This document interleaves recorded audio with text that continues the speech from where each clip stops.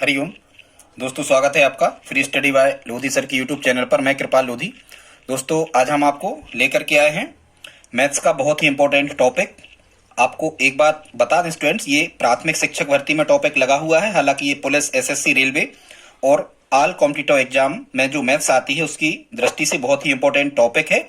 दोस्तों, इस वीडियो में यदि आप हमारे साथ अंत तक बने रहते हैं तो निश्चित रूप से आपसे यहां से आने वाले सभी प्रश्न बिल्कुल आसानी से बन रहे होंगे। दोस्तों, हम इसी प्रकार के competitive exam relative videos, science के, मैथ्स के, रीजनिंग के, शिक्षक भर्ती परीक्षाओं से रिलेटिव अपलोड करते रहते हैं। आप हमारी प्लेलिस्ट में जाकर के देख सकते हैं। दोस्तों, एक अपील है, यदि आप हमारे चैनल पर पहली बार आए हैं तो प्लीज हमारे चैनल को सब्सक्राइब कर लें, साथ में बेल आइकन पर क्लिक करें ताकि सबसे पहले नोटिफिकेशन आपको मिलता रहे। दोस्तों, ये त्रिभुज के प्रकार और उसकी विशेषताओं को लेकर के हमारा पार्ट फर्स्ट रहेगा। जल्दी हम इसका पार्ट सेकंड आने का प्रयास करेंगे। यदि यहां तक दोस्तों आपने हमारा वीडियो देखा है तो प्लीज आप लाइक तो कर ही दे। तो बगैर देर किए हुए आइए प्रारंभ करते हैं स्टूडेंट आज का टॉपिक, त्रिभुज के प्रकार और उसकी विशेषताएं।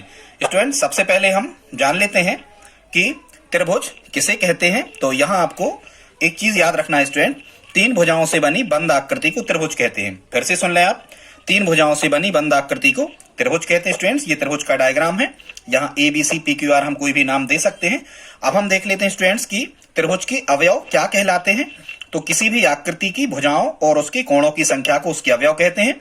कभी आपसे पूछा जाए कि त्रिभुज के कितने अवयव होते हैं तो तीन भुजाएं और तीन कोण, 6 अवयव त्रिभुज के होते हैं सामान्यतः। ठीक है स्टूडेंट्स, अब हम देखते हैं त्रिभुज की कुछ और विशेषताओं के बारे में। तो यहाँ एक विशेषता आपको जान लेना जरूरी है। यहां से प्रश्न बनता है और प्रश्न कैसा बनता है हम आपको आगे अभी बताने वाले हैं। ठीक है, यहां से प्रश्न स्टूडेंट्स कैसा बनता है, आपको पहले तो इसके गुणधर्म त्रिभुज के याद रख लेना है। और वो गुणधर्म क्या है? पहला, त्रिभुज की दो भुजाओं का योग हमेशा ही उसकी तीसरी भुजा से अधिक होता है। क्या कहा हमने? फिर से सुन लें एक बार, किसी भी त्रिभुज में उसकी दो भुजाओं का योग हमेशा उसकी तीसरी भुजा से अधिक होता है। अब देखो कैसे, जैसे हमने यहाँ ये क्वेश्चन लिए हैं तो यहाँ आपको समझ में आ जाएगा। कह रहे हैं निम्न में से कौन सी त्रिभुज की भुजाएं नहीं हो सकती। तो यहाँ हम जोड़ के देखते हैं, 10 और 8 18, ये 18 2 से अधिक है, बिल्कुल सही है। अब 10 और 2 12, ये 12 8 से अधिक है, बिल्कुल सही है। लेकिन यहाँ स्टूडेंट्स जब हम 8 और 2 को जोड़ते हैं तो ये कितना बनता है? 8 और 2 10, मतलब 8 और 2 का योग 10 के बराबर हो रहा है। और ये तीसरी भुजा कितनी है? 10 ही है। जबकि ये इनका जो योग है ये 10 से अधिक होना था, लेकिन ये बराबर है, मतलब ये त्रिभुज की भुजाएं नहीं हो सकती। ठीक है, तो वो यही कह रहे थे कि त्रिभुज की भुजाएं नहीं हो सकती, तो ये हमारा सही है, ये नहीं हो सकती त्रिभुज की भुजाएं। इससे मिलाकर के त्रिभुज का निर्माण आप जब रचना करोगे तो नहीं हो सकता। दूसरा चेक करते हैं, ये तीनों पेयर देखना होते हैं हमें। तीनों पेयर में हमेशा दो भुजाओं का योग तीसरी भुजा से अधिक होना ही चाहिए। यहाँ 11 और 8 19, 2 से अधिक है, बिल्कुल सही। ठीक है, 8 और 2 10, ये यहाँ मिस्टेक है। इन दोनों का योग जो है 8 और 10 जो योग है वो 11 से कम है, मतलब इन भुजाओं से त्रिभुज का निर्माण नहीं हो सकता। तो ये कह रहे थे कि त्रिभुज की भुजाएं नहीं हो सकती। हाँ, तो ये भी सही है, ये त्रिभुज की भुजाएं नहीं हो सकती क्योंकि दो भुजाओं का योग तीसरी से अधिक होना चाहिए। यहाँ देखते हैं 20 और 8 18 38, 1 से अधिक है, सही है। फिर 20 और 1 21, 18 से अधिक है, बिल्कुल सही है। लेकिन जब हम 18 और 1 जोड़ रहे हैं तो 18 और 1 कितना हो जाता है स्टूडेंट्स? 18 और 1 हो जाता है 19, जो कि 20 से छोटा है। ठीक है, दो भुजाओं का योग हमेशा तीसरी भुजा से अधिक होता है, तो ये भी त्रिभुज की भुजाएं नहीं हो सकती। तो क्वेश्चन के अकॉर्डिंग ये भी सही है। तो इसका सही आंसर क्या होगा? उपरोक्त सभी। स्टूडेंट्स, अगला सेकंड क्वेश्चन देखते हैं। इसमें क्या कह रहे हैं? इसमें दूसरा क्वेश्चन में कह रहे हैं निम्न में से कौन सा युग्म त्रिभुज का निर्माण करेगा। अब हम यहां भी चेक कर लेते हैं।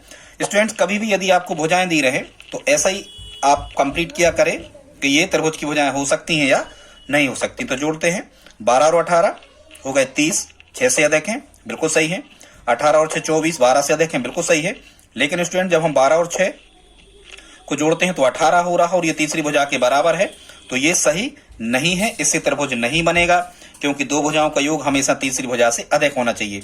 यदि ये 12 और 6 18, यदि ये 19 हो रहे होते कम से कम, या 20 21, तो हम कहेंगे बनेगा। मतलब ये तो इससे तो त्रिभुज का निर्माण नहीं होगा। ठीक है, रचना करके देख लेना, इससे त्रिभुज का निर्माण नहीं हो सकता। यहाँ देखते स्टूडेंट्स बी में 15 और 11 26, 6 से अधिक है, बिल्कुल सही। 11 और 6 17, ये 15 से अधिक है, बिल्कुल सही।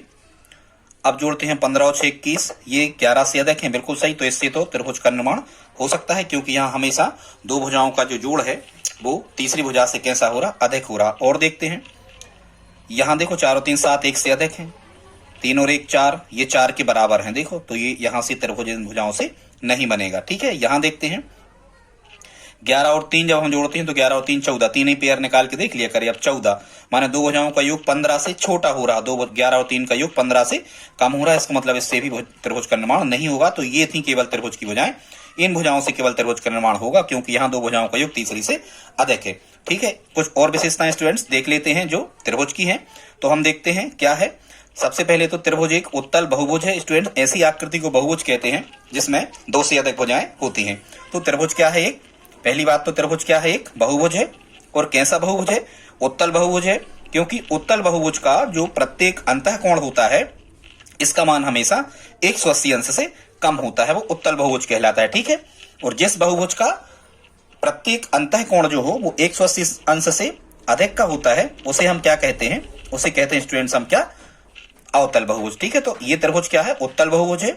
आगे हम देखते हैं स्टूडेंट्स की त्रिभुज कैसी आकृति है। तो जितने भी प्रकार के त्रिभुज हैं ये द्विविमीय आकृतियां हैं।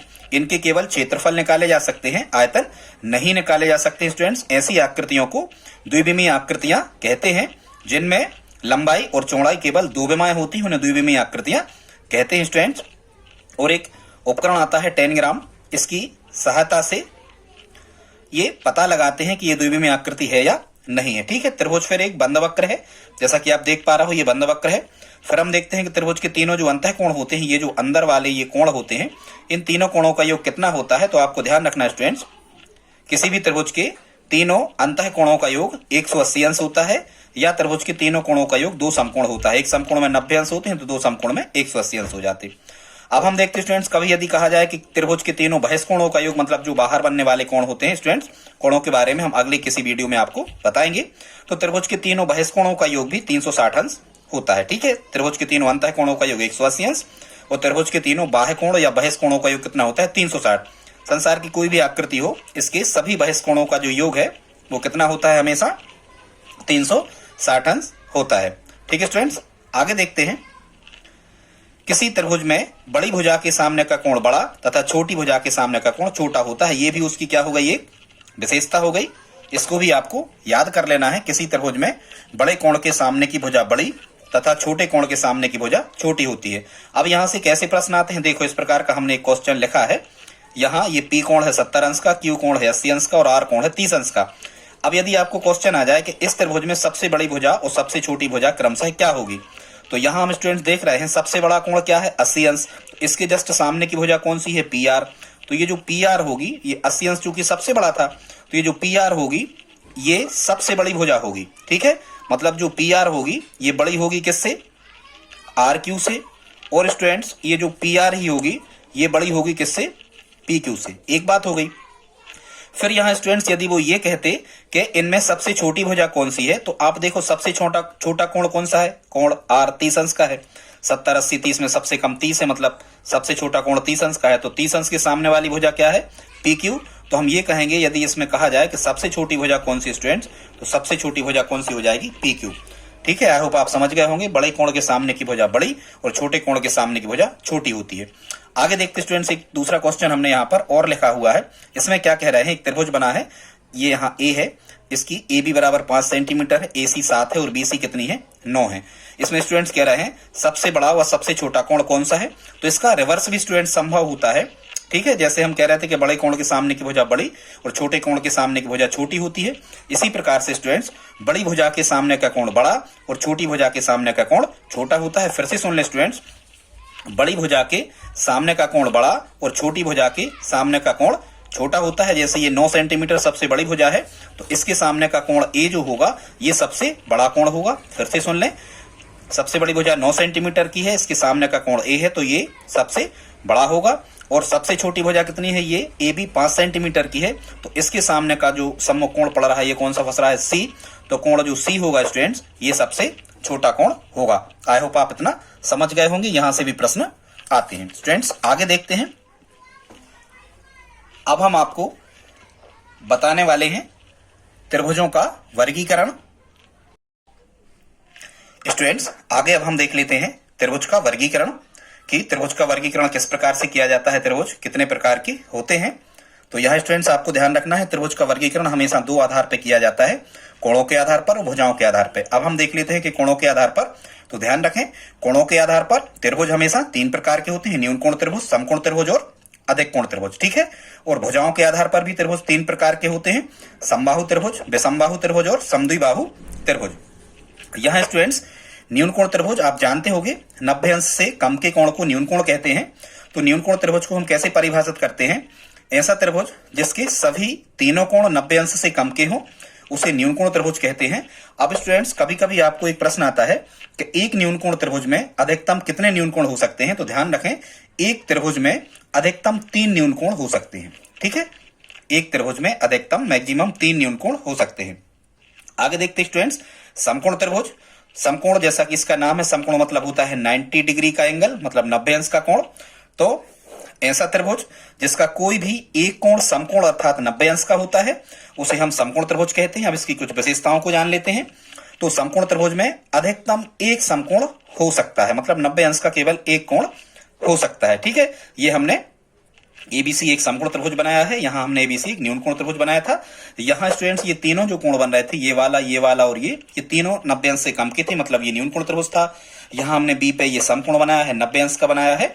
इसका मतलब यदि एक कोण समकोण है तो वह समकोण त्रिभुज होगा। ध्यान रखना समकोण त्रिभुज में यदि दो भुजाएं दी गई हो और तीसरी भुजा निकालना हो तो पाइथागोरस प्रमेय का उपयोग करते हैं। आगे हम आपको पाइथागोरस प्रमेय के कुछ क्वेश्चन लेकर के आएंगे। एक चीज और ध्यान रखना स्टूडेंट्स, समकोण त्रिभुज में समकोण के सामने वाली भुजा को कर्ण कहते हैं। यहाँ कर्ण एसी है यदि बी समकोण है तो, और किसी भी समकोण त्रिभुज में कर्ण सबसे बड़ी भुजा और लंब सबसे छोटी भुजा होती है, ठीक है। अब हम देखते हैं स्टूडेंट्स अधिक कोण त्रिभुज को। जैसा कि अधिक कोण आप जानते हो 90 अंश से अधिक के कोण को अधिक कोण कहते हैं। तो वह त्रिभुज जिसका कोई एक कोण अधिक कोण होता है, मतलब 90 अंश से अधिक का होता है, उसे हम अधिक कोण त्रिभुज कहते हैं, ठीक है। जिस प्रकार से किसी त्रिभुज में अधिकतम एक कोण समकोण होता था, उसी प्रकार से किसी त्रिभुज में अधिकतम एक कोण अधिक कोण हो सकता है। ये बी हमने बनाया है, ये 90 अंश से अधिक का लगभग 120 का है। तो यदि एक कोण अधिक कोण है तो यह अधिक कोण त्रिभुज कहलाएगा। अब स्टूडेंट्स यहां से आपको क्वेश्चन कैसे आएंगे, इस प्रकार से आपको डायग्राम बने आएंगे और आपको बताना होगा कि ये कौन सा त्रिभुज है। ऐसे प्रश्न आपको आ सकते हैं।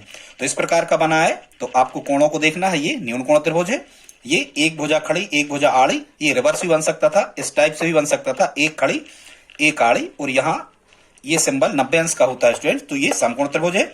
और यदि 90 अंश से अधिक का कोई कोण यहाँ 120 या 130 लिखा जाता है तो आप क्या कहेंगे, ये अधिक कोण त्रिभुज है। आई होप आप इतना समझ गए होंगे स्टूडेंट्स। आगे देखते हैं भुजाओं के आधार पर। पहला जो प्रकार होता है समबाहु त्रिभुज, जैसा कि बाहु मतलब होता है भुजाएं, तो इसके नाम से ही स्पष्ट है कि ऐसा त्रिभुज जिसकी सभी तीनों भुजाओं की लंबाइयां समान होती हैं या बराबर होती हैं उसे समबाहु त्रिभुज कहते हैं। यहाँ हमने एक एबीसी समबाहु त्रिभुज बनाया है। ये 4 सेंटीमीटर है एबी, एसी भी 4 सेंटीमीटर और बीसी भुजा भी 4 सेंटीमीटर। तो स्टूडेंट्स समबाहु त्रिभुज कई बार तो यहाँ भुजाओं की माप आपको लिखी आएगी तो आपको बताना है कैसा है, और कई बार वो इस प्रकार के संकेत लगा देते हैं ये बराबर के ही हैं। यदि तीनों में बराबर लगा हो तो आपको क्या कहना है कि ये समबाहु त्रिभुज होगा। अब देखते हैं स्टूडेंट विषमबाहु त्रिभुज। तो ऐसा त्रिभुज जिसकी सभी तीनों भुजाओं की लंबाइयां अलग अलग माप की होती हैं उसे हम विषमबाहु त्रिभुज कहते हैं। जैसे यहाँ लिखा है ये भुजा ए बी, ये 4 है, मान के चलो ये ए कोई भुजा है ये 6 सेंटीमीटर है और ये 5 है। तो आप देख रहे हो यहाँ 5 लिखा है, यहाँ 4 है और ये भुजा 6 है। तो तीनों भुजाएं कैसी हैं, तो तीनों भुजाएं स्टूडेंट्स अलग अलग माप की हैं, इसलिए ये कैसा त्रिभुज होगा, विषमबाहु त्रिभुज होगा। आगे देखते हैं स्टूडेंट्स समद्विबाहु त्रिभुज। यहाँ साफ साफ लिखा है समद्वि, मतलब दो भुजाएं जिसकी बराबर लंबाई की होती हैं उसे हम समद्विबाहु त्रिभुज कहते हैं। जिसकी कोई दो भुजाएं बराबर लंबाई की हो उसे हम क्या कहते हैं, समद्विबाहु त्रिभुज कहते हैं। ये हमने एबीसी एक त्रिभुज बनाया है, इसमें आप देख रहे हो ए बी 5 सेंटीमीटर है और एसी की माप भी 5 सेंटीमीटर है। कोई दो भुजाएं बराबर हो गई, तीसरी ये 6 अलग है, मतलब ये क्या होगा, समद्विबाहु त्रिभुज होगा। तो इस प्रकार से आपको चित्र बने आएंगे और आपको यहां से बताना होगा कि ये समबाहु विषमबाहु या समद्विबाहु किस प्रकार का त्रिभुज है। आई होप आप इतना समझ गए होंगे दोस्तों। आइए कुछ टाइप के और क्वेश्चन हम देखते हैं जो इंपॉर्टेंट हैं त्रिभुज में। तो यहाँ स्टूडेंट्स हम सबसे पहले बताने का हमने यहाँ आपको प्रयास किया है त्रिभुज की माध्यिका के बारे में कि त्रिभुज की जो माध्यिका होती है ये क्या कहलाती है। तो यहाँ आपको स्टूडेंट्स एक चीज ध्यान रखना है, किसी त्रिभुज के हम परिभाषा लिख नहीं रहे, आपको बोल के बता रहे हैं। ये जैसे हमने एक त्रिभुज एबीसी बना दिया, किसी त्रिभुज के शीर्ष से सम्मुख भुजा के मध्य बिंदु ठीक है, ये सम्मुख भुजा क्या थी, BC, तो ये D इसका मध्य बिंदु है। तो किसी त्रिभुज के शीर्ष से सम्मुख भुजा के मध्य बिंदु को मिलाने वाला रेखाखंड माध्यिका कहलाता है। यहाँ AD माध्यिका होगी और ये D मध्य बिंदु होगा किसका, BC का। एक त्रिभुज की कितनी माध्यिकाएं होती हैं, तो एक त्रिभुज की 3 माध्यिकाएं होती हैं। एक हो गई AD, एक इस भुज शीर्ष की खींच दें तो इसको हम दे सकते हैं BE, और यदि इस शीर्ष से खींच दें तो इसको हम दे सकते हैं क्या, CF। तो यहाँ स्टूडेंट्स ये AD, BE और CF ये क्या हो गई, ये हो गई स्टूडेंट्स क्या, माध्यिकाएं। तो माध्यिकाओं की परिभाषा एक बार फिर से आप सुन लें, ठीक है स्टूडेंट। माध्यिकाओं की परिभाषा एक बार फिर से आप सुन लें। किसी त्रिभुज के शीर्ष से सम्मुख भुजा के मध्य बिंदु को मिलाने वाला रेखाखंड माध्यिका कहलाता है। एक त्रिभुज की 3 माध्यिकाएं होती हैं और तीनों माध्यिकाएं कैसी होती हैं, संगामी। देखो अब आप एक परिभाषा और यहां से समझो स्टूडेंट्स, वो क्या है, संगमन बिंदु या संगामी रेखाएं किसे कहते हैं, तो 3 या 3 से अधिक रेखाएं जिनका प्रतिच्छेद बिंदु एक ही हो। शर्त है स्टूडेंट्स, दो नहीं कहना, यहाँ संगमन बिंदु और संगामी रेखाओं में 3 या 3 से, जैसे एक रेखा ये खींच दी हमने, ठीक है, एक रेखा ये खींच दी हमने और एक रेखा ये खींच दी, 3 रेखाएं खींच दी, 4 भी खींच सकती, 5 भी। तो जिस बिंदु पे ये प्रतिच्छेद कर रही हैं, ये बिंदु क्या कहलाएगा, संगामी बिंदु या संगमन बिंदु। इसे हम क्या कहेंगे, संगामी बिंदु या संगमन बिंदु, ठीक है। फिर से सुन लें परिभाषा, 3 या 3 से अधिक रेखाएं यदि एक ही बिंदु पर प्रतिच्छेद करती हैं तो उन्हें संगामी रेखाएं कहते हैं, और उस बिंदु को जिस पर 3 या 3 से अधिक रेखाएं प्रतिच्छेद करती हैं या मिलती हैं, उस बिंदु को संगमन बिंदु कहते हैं। तो कभी यदि आपको लिखा जाए कि त्रिभुज की माध्यिकाएं कैसी होती हैं स्टूडेंट्स, तो आपको कहना है किसी त्रिभुज की तीनों माध्यिकाएं संगामी होती हैं, क्योंकि आप देख रहे हो ये तीनों एक ही बिंदु पर कट रही हैं, ठीक है। और अभी हम आगे बताएंगे माध्यिकाओं के संगमन बिंदु को केंद्रक कहते हैं, जी से दर्शाते हैं, हम जी लिख सकते हैं, ठीक है। आई होप आप समझ गए होंगे ये त्रिभुज की माध्यिकाएं क्या कहलाती हैं। देखो ये केंद्रक क्या कहलाएगा, एक माध्यिका हमने ये खींच दी, एक माध्यिका ये खींच दी और एक माध्यिका ये खींच दी, हमेशा ही एक ही बिंदु पे कटती हैं, और यहाँ जो बिंदु लिखा होता है इसे हम क्या कहते हैं, केंद्रक कहते हैं। माध्यिकाओं के संगमन बिंदु को या माध्यिकाओं के प्रतिच्छेद बिंदु को केंद्रक कहते हैं। अभी हम एक ट्रिक के माध्यम से आपको आगे बताने वाले हैं, ठीक है। आगे देख लेते हैं स्टूडेंट्स, त्रिभुज के कोणार्धक क्या कहलाते हैं स्टूडेंट्स। तो जैसे मान के चलो ये त्रिभुज है, इस कोण को हम समान दो भागों में बांटने के लिए एक रेखाखंड खींच दें या एक रेखा खींच दें, इस कोण को समान 2 भागों में बांटने के लिए एक रेखा खींच दें और इस कोण को समान 2 भागों में बांटने के लिए एक रेखा खींच दें स्टूडेंट, तो ऐसे रेखाखंड जो किसी कोण को समान 2 भागों में बांटते हैं उसे हम, या मान के चलो हम कहें कि ये हमने एक कोण बनाया था, ये बनाया था मान के चलो हम कहें कि हमने 70 अंश का। अब यहां से हम, हालांकि रचना अलग होती है, हम बताएंगे आपको, एक रेखा हमने ऐसी खींच दी जो इस कोण को बराबर 2 भागों में बांट रही, जितना कोण यहां से यहां है उतना ही कोण यहां से यहां है। ये 2 कोण 70 अंश का था तो ये 35 अंश में बट गया। तो ये जो रेखाखंड हमने एल खींचा है ये कहलाता है कोणार्धक या कोण समद्विभाजक। मतलब ऐसा रेखाखंड जो दिए गए किसी कोण को समान 2 भागों में बांट देता है उसे हम कोणार्धक या कोण समद्विभाजक कहते हैं। तो स्टूडेंट त्रिभुज के 3 कोण होते हैं, तो यहाँ इसके 3 कोणार्धक होते हैं और ये 3 कोणार्धक भी क्या होते हैं, संगामी होते हैं। और ये जिस बिंदु पे तीनों कोण अर्धक कटते हैं उस बिंदु को हम अंतः केंद्र कहते हैं त्रिभुज का। आगे हम आपको बताएंगे अभी कि कैसे इसको अंतः केंद्र को ज्ञात करते हैं। अब हम देखते हैं त्रिभुज की भुजाओं के लंबार्धक या लंब समद्विभाजक। स्टूडेंट्स लंब समद्विभाजक क्या कहलाता है, आपको कोई भी रेखाखंड दिया है, मान के चलो हम कहें ये ए बी रेखाखंड दिया है हमें, ये 6 सेंटीमीटर का दिया है। अब हम एक रचना करते हैं, ठीक है, एक ऐसा रेखाखंड खींचते हैं जो बिल्कुल ए बी के मध्य में हो। मतलब यदि हम कहें ये ओ है यहाँ, तो ए ओ भी 3 होगा और ओ बी भी कितना होगा, 3 सेंटीमीटर होगा। 3 में ये 6 सेंटीमीटर का 2 भागों में बट गया और ये इस पे लंब भी होगा, मतलब यहाँ समकोण भी होंगे, ठीक है। तो ऐसा रेखाखंड जो किसी दिए गए रेखाखंड को समान 2 भागों में बांटता है और उस पर लंब भी होता है, उसे हम क्या कहते हैं, लंब समद्विभाजक या लंब अर्धक, ठीक है स्टूडेंट। अब हम क्या करते हैं कि किसी भी, जैसे हम कहें कि हमने कोई भी एक त्रिभुज बनाया, ठीक है, जैसे हमने कोई भी एक त्रिभुज बनाया, अब इसमें भी हम तीनों भुजाओं के लंबार्धक खींचेंगे, ठीक है, ए बी सी ये भुजाएं थी। अब हम बी सी का लंब समद्विभाजक खींचते हैं तो ये ऐसा खिंच गया मान के चलो। अब हम ए बी का खींचते हैं तो ये ऐसा खिंच गया, ए बी समान 2 भागों में बट गई। और जब हम इसका ए सी का था, ये ए बी का खींचते हैं तो ये एल एम और एन इनके नाम दे दिए हमने। अब ये भी क्या होते हैं, ये भी संगामी होते हैं, ठीक है। तो त्रिभुज के कोणार्धक भी संगामी होते हैं, त्रिभुज के लंबार्धक भी संगामी होते हैं और माध्यिका भी संगामी, एक ही बिंदु पे कटती हैं, ठीक है स्टूडेंट। तो ये लंब समद्विभाजक जिस बिंदु पे कटते हैं उसे क्या कहते हैं, हम उसे कहते हैं स्टूडेंट्स क्या, त्रिभुज का परिकेंद्र। किसे कहते हैं, परिकेंद्र, जिस पर तीनों भुजाओं के लंब समद्विभाजक कटते हैं उसे हम क्या कहते हैं, उसे हम कहते हैं त्रिभुज का परिकेंद्र, और इस परिकेंद्र की स्टूडेंट जो दूरी होती है इस परिकेंद्र की, वो तीनों शीर्षों से समान दूरी पर होती है। कभी कभी प्रश्न आता है कि 3 घर हैं जो समरेख नहीं है। समरेख नहीं है मतलब ऐसी कंडीशन में स्थित हैं। 3 घर हैं जो समरेख नहीं है, वहां एक कुआं खोदा जाना है या नल लगाया जाना है, और नल की स्थिति ऐसी रखी जाना है कि तीनों घरों से समान दूरी पर पड़ता हो। तो नल कहां लगेगा या कुआं किस स्थान पर खोदेगा? तो कुआं खुदेगा कहां? परिकेंद्र पर। ठीक है, परी की कृपा होगी तो कुआं या नल में पानी निकलेगा। तो ऐसे ध्यान रखना कि तीनों घरों से समान दूरी पर, जो तीनों घर असमरेख थे, एक ही रेखा में नहीं थे, यदि तीनों घरों से समान दूरी पर कोई कुआं खोदा जाना है या नल लगना है तो परिकेंद्र पर खोदा जाएगा। ठीक है स्टूडेंट्स, यहाँ एक चीज और होती है, वो क्या होती है? कहलाते हैं त्रिभुज के शीर्ष लंब। इस पे हमने चर्चा नहीं कर पाए, थोड़ी सी बात हम आपको बता देते हैं। ये कहलाते हैं त्रिभुज के शीर्ष लंब। ये भी 3 होते हैं, और शीर्ष लंब भी कैसे होते हैं? संगामी होते हैं। शीर्ष से सम्मुख भुजा पर डाला गया लंब शीर्ष लंब कहलाता है। जैसे हम कहें कि एडी शीर्ष लंब हो गया। ठीक है, यदि यहाँ ये लंब है तो हम कहें कि कुछ भी ABC, ये BE शीर्ष लंब हो गया, और एक हम यहाँ कोई भी खींच दें ये लंब होगा इस पे, तो ये CFB क्या हो गया? शीर्ष लंब। ये कहलाते हैं शीर्ष से सम्मुख भुजा पर डाला गया लंब शीर्ष लंब कहलाता है। ये शीर्ष लंब भी संगामी होते हैं, एक ही बिंदु पे कटते हैं, और जिस बिंदु पर तीनों शीर्ष लंब कटते हैं उसे हम कहते हैं लंब केंद्र। क्या कहते हैं? लंब केंद्र। इसके लिए स्टूडेंट्स आपको एक ट्रिक याद करना है कि किसके संगमन बिंदु को क्या कहते हैं। अभी तक आपको समझ में नहीं आया होगा, लेकिन एक ट्रिक के माध्यम से आप पूरा बिल्कुल आसानी से समझ जाएंगे। हमने यहाँ एक ट्रिक लिखी है, वो ट्रिक क्या है? माँ के 3 बेटे हैं। ये 3 बेटे साइलेंट है, यहाँ कुछ नहीं कहना। माँ के 3 बेटे हैं, अंको, पलम और सीलम।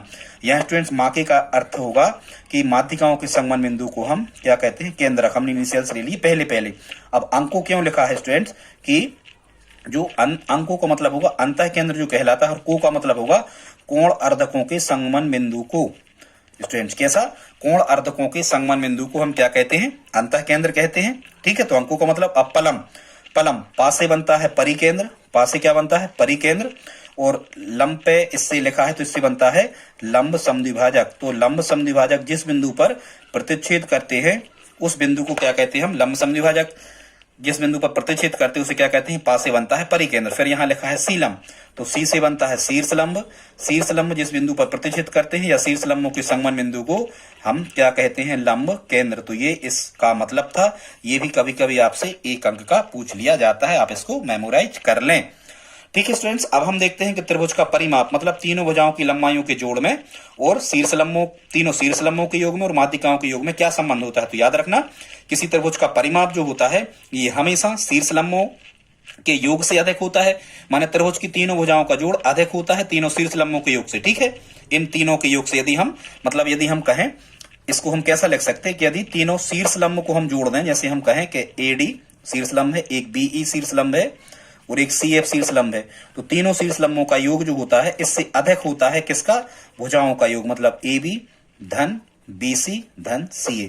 ठीक है, त्रिभुज के तीनों भुजाओं का योग हमेशा शीर्ष लंब के योग से अधिक होता है। ठीक है, उसी प्रकार हम कहें कि यदि हमने तीनों भुजाएं फिर से लिख लें, ये बड़ी तरफ निशान खुलता है, कहीं भी लिखा जा सकता है। इसको इस तरफ लिखो तो ये मुंह इस तरफ खुल जाएगा, जैसे AB BC और CA, ये भी यही तीनों भुजाओं का योग ही अधिक होगा तीनों माध्यिकाओं के योग से। ये माध्यिकाएं थी AD BE CF, तो तीनों माध्यिकाओं के योग से AD धन BE धन CF, इन तीनों के योग से अधिक होगा तीनों भुजाओं का योग। आई होप आप स्टूडेंट्स इतना समझ गए होंगे। बस हमारे साथ आप 5 मिनट और बैठे स्टूडेंट्स। अब हम आपको त्रिभुज का परिमाप बताने वाले हैं। यदि यहाँ तक आपने हमारा वीडियो देखा तो प्लीज आप इस चैनल को सब्सक्राइब कर लें और साथ में आए बेल आइकन पर क्लिक करें। स्टूडेंट्स कुछ नहीं कर पा रहा हूं तो लाइक का बटन तो आप दबा ही दें, हम इतनी मेहनत करते हैं आपके लिए, धन्यवाद। ठीक है स्टूडेंट्स, आगे अगला टाइप के क्वेश्चन हमने यहाँ पर लिया हुआ है। एक छोटा सा कॉन्सेप्ट देख लेते हैं। त्रिभुज का अंतर्गत वृत्त या इसी को हम कहते हैं अंतःवृत्त, अंतर्गत वृत्त या इसी को हम कहते हैं अंतःवृत्त, ये क्या कहलाता है? और त्रिभुज का परिगत वृत्त या परिवृत्त क्या कहलाता है स्टूडेंट्स? तो ठीक है, देख लेते हैं। तो अंतर्गत वृत्त देखते हैं स्टूडेंट्स। जैसे ये हमने त्रिभुज बनाया है, तो एक ऐसा वृत्त जो त्रिभुज की तीनों भुजाओं को आंतरिकतः स्पर्श करता हुआ जाता है, ये कहलाता है अंतःवृत्त। ठीक है, तीनों भुजाओं को आंतरिकतः स्पर्श करता हुआ जाने वाला वृत्त अंतःवृत्त कहलाता है। ठीक है, और इसका जो केंद्र होता है अंतःवृत्त का उसे हम अंतः केंद्र कहते हैं। कोणों के कोण समद्विभाजक पर ये स्थित होता है। ठीक है, अब हम देखते हैं स्टूडेंट त्रिभुज का परिवृत्त क्या कहलाता है। तो ऐसा वृत्त जो किसी त्रिभुज के तीनों शीर्षों से होकर जाता है उसे हम क्या कहते हैं? त्रिभुज का परिवृत्त। त्रिभुज के तीनों शीर्षों से होकर जाने वाले वृत्त को परिवृत्त कहते हैं। मतलब परिगत वृत्त या परिवृत्त त्रिभुज के बाहर बनता है और अंतःवृत्त या अंतर्गत वृत्त त्रिभुज के अंदर बनता है। ये इनमें डिफरेंस है। अब हम देख लेते हैं स्टूडेंट्स बहुत जल्दी से त्रिभुज के परिमाप के बारे में। तो हालांकि ये हमने यहाँ पर त्रिभुज का परिमाप आपको समझाया है, लेकिन संसार की कोई भी आकृति हो उसका जो परिमाप होता है ये सभी भुजाओं की लंबाइयों का जोड़ उसका परिमाप कहलाता है।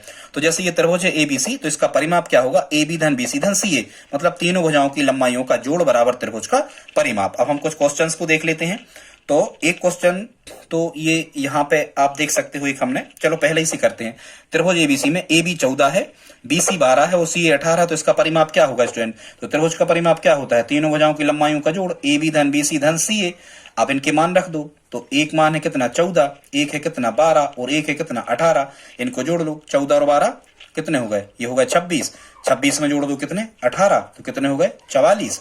तो आंसर कितना निकल के आएगा 44 सेंटीमीटर, ये त्रिभुज का परिमाप हो गया। ठीक है स्टूडेंट्स, दूसरा इस फॉर्मेट में भी आपसे क्वेश्चन पूछ सकते हैं, कैसे, निम्न आकृति का परिमाप ज्ञात करो, इसका पेरीमीटर क्या होगा, इसका परिमाप क्या होगा। तो लिखा है कि एक भुजा 14 है, एक 8 है, एक 12 है, जोड़ दो इनको 14 और 12, क्योंकि त्रिभुज का परिमाप होता है ये तीनों भुजाओं की लंबाइयों का जोड़। 14 और 12 कितने हो गए 26, 26 में 8 जोड़े कितने हो गए 34। तो ये 34 सेंटीमीटर में थे, सब हमें बदलना नहीं है, तो इसका आंसर कितना आ जाएगा 34 सेंटीमीटर। ठीक है, एक क्वेश्चन और देखते हैं इसी प्रकार का। कह रहे हैं त्रिभुज PQR का परिमाप 28 है। कोई भी त्रिभुज है, मान के चलो भी, कह रहे हैं एक P है, Q है और R है, इसका टोटल परिमाप कितना है 28, माने तीनों भुजाओं की लंबाइयों का जोड़ कितना है 28। PQ दे रहे हैं 10 और QR दे रहे हैं कितनी, ये दे रहे हैं 7, और कह रहे हैं PR, ये भुजा PR का मान क्या होगा स्टूडेंट। तो टोटल माप कितना है, चाहो तो आप परिमाप यदि दिया है त्रिभुज का, चूंकि ये क्षेत्र में थी स्टूडेंट्स, इस क्षेत्र में में जो कुछ दिया होता है यदि उसका फार्मूला होता है तो वही हमें फार्मूला लगाना पड़ता है। जब हम यहाँ से सूत्र लगा रहे होंगे तो हम लिख रहे होंगे यहाँ पर त्रिभुज का परिमाप बराबर तीनों भुजाओं की लंबाइयों का जोड़ AB धन BC धन CA। ठीक है, ये इस फॉर्मेट में लिख गया, कोई बात नहीं, या हम इस फॉर्मेट में लिखते PQ धन PR धन QR। तो परिमाप कितना दिया, तो परिमाप दिया हमें कितना 28 बराबर PQ का मान कितना दे रखा हमें, PQ 10, तो यहाँ 10 लिख देंगे। PR कितना दिया, PR हमें निकालना ही है तो जो कहते हो, और QR कितना दिया, तो QR हमें 7 दिया। ठीक है स्टूडेंट, तो ये 10 और 7 कितने हो गए 17 हो गए। ठीक, तो 28 जो कहते हो 17 का किया पक्षांतर इस तरह प्रण क्यों होगा, PR जो कहते हो रहने दो। ठीक है स्टूडेंट्स, 28 में से 17 गए कितने बचे, 28 में से 17 गए कितने बचे 11 बचे, तो 11 सेंटीमीटर ये किसका मान निकाल आएगा, PR का मान निकाल आएगा। बेसिक ही था, मौखिक का। भाई तीनों भुजाओं की लंबाइयों का जोड़ दिया है 28 और दो भुजाओं की लंबाइयों का जोड़ हो रहा 17, तो 28 में से 17 घटाओ तो ये कितनी बचेगी, ये वाली बचेगी 11 सेंटीमीटर। आई होप आप समझ गए स्टूडेंट। लास्ट क्वेश्चन बचा है, जल्दी से देख लेते हैं। अब ये ऐसी किसी भी प्रकार के स्टूडेंट्स आपको ये परिमाप का कॉन्सेप्ट ही हम बता दे रहे हैं, परिमाप मतलब परिधि, किसी भी प्रकार की आकृति आपको दी हो, यदि सभी भुजाओं की लंबाइयों का की माप आपको दी गई है और यदि कहा है कि उस उक्त आकृति का परिमाप क्या होगा, तो आपको क्या करना है, आपको स्टूडेंट सभी की सभी भुजाओं की लंबाइयों को क्या कर देना है, आपको जोड़ देना है। ठीक है, तो इस आकृति का परिमाप आपसे पूछ रहे हैं तो कहीं से ही प्रारंभ कर दो। ये 1 लिखा है, यहां सही का निशान लगो, अपन यहां से चल रहा है 1 धन, फिर इस तरफ चलो, ये भुजा कितनी दे रखी है 8 दे रखी है, ये कितनी दे रखी है 10 दे रखी है, फिर ये कितनी दे रखी है 3 दे रखी है, यहां से बढ़ते जाओ, फिर ये कितनी दे रखी है 4 दे रखी है, फिर ये कितनी दे रखी है 2 दे रखी है, फिर ऐसे चली तो ये 2 लिखा है, यहाँ दिख नहीं रहा होगा पर हम बता ही रहे 2, फिर ये 1 लिखा है बस, और ये 1 हमने ले लिया था। टोटल कितनी मापे हैं गिन लेते हैं, 1 2 3 4 5 6 7, 1 2 3 4 5 6, 1 2 मिस्टेक हो गया, 3 4 5 6 7 8 हैं, 1 2 3 4 5 6 7 8। अब इनको हमें केवल जोड़ना है, क्योंकि संसार की कोई भी आकृति उसका परिमाप होता है समस्त भुजाओं की लंबाइयों का जोड़ देते हैं। 1 और 8 9 और 10 19 और 3 22 और 4 26 और 2 28 और 30 और 1 31 स्टूडेंट्स, इसका आंसर निकल के आ जाएगा 31 सेंटीमीटर। और क्षेत्रफल होता है तो वर्ग लगाते हैं, परिमाप था तो यहाँ कुछ नहीं लगेगा, केवल माप हम लिख देंगे। फिर से एक बार चेक कर लेते हैं, 1 और 1 2 और 2 4 और 2 6 और 4 10 और 3 13 और 10 23 और 8 31 सेंटीमीटर। तो दोस्तों ये हमारा पार्ट फर्स्ट था, पसंद आया हो तो प्लीज आप कमेंट करके हमें बताएं कि आज का वीडियो आपको कैसा लगा, और यदि आप हमारी हेल्प करना चाहें तो प्लीज इस वीडियो को अपने दोस्तों के साथ स्टडी ग्रुप में शेयर जरूर करें। मिलते हैं अगली वीडियो में, तब तक के लिए जय हिंद जय भारत।